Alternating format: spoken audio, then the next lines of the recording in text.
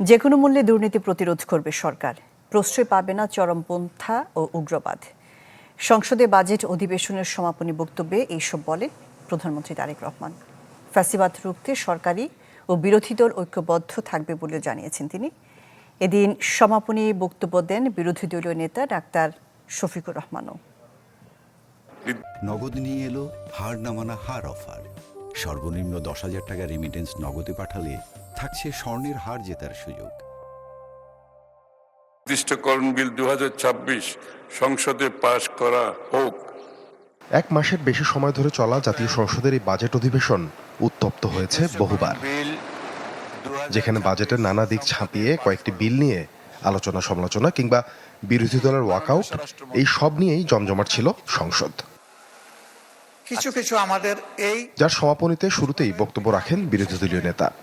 বিরোধীদের প্রতি ন্যায় বিচার করা হচ্ছে না এমন অভিযোগ তুলে দুর্নীতি দমনে সরকারকে দৃঢ় অবস্থান নেয়ার আহ্বান জানান তিনি। ইতিমধ্যেই সরকারের গৃহীত বিভিন্ন আর্থিক পদক্ষেপের মধ্যে আমরা যারা বিরোধী দলীয় সদস্য, আমাদের প্রতি ইনসাফ করা হয়নি। 2 ঈদ ছাড়াও বিভিন্ন সময় আমরা বিভিন্নভাবে জানতে পারি, সঠিক মাধ্যমে আমরা জানতে পারি না। শেষ মুহূর্তে গিয়ে তাড়াহুড়া করে আমাদেরকে কিছু দেওয়া হয়। আমাদের অনুরোধ, এই ফেসগুলা যদি অপছন্দ হয় তবুও জনগণের জন্য আপনারা জনগণের অংশটা দিয়ে দেন।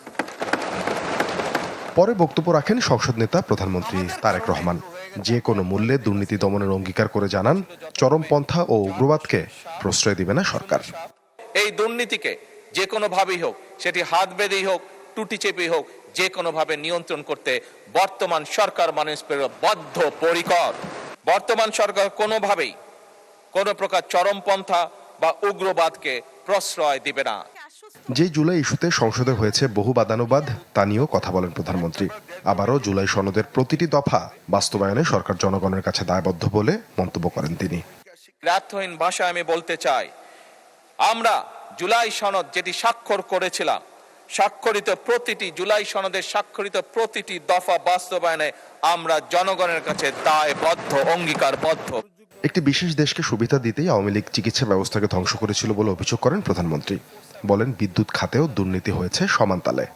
ফ্যাসিবাদী স্বৈরাচার সরকার বাংলাদেশের চিকিৎসা ব্যবস্থাকে অন্য কারো হাতে মনে হয় তুলে দিয়েছিল।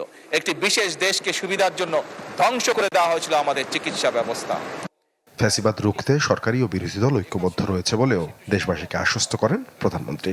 এই বাংলাদেশ আর যাতে কখনো কোনোভাবেই ফ্যাসিবাদ স্বৈরাচার মাথা চাড়া দিয়ে উঠতে না পারে, এই প্রশ্নে সংসদে বিরোধী দল এবং সরকারি দল, আমি দৃঢ়ভাবে আমরা বিশ্বাস করতে চাই আমাদের মধ্যে রয়েছে জাতীয় ঐক্য, এবং যে কোনো মূল্যে এই জাতীয় ঐক্য অটুট এবং বজায় থাকবে ইনশাআল্লাহ। মাননীয় স্পিকার।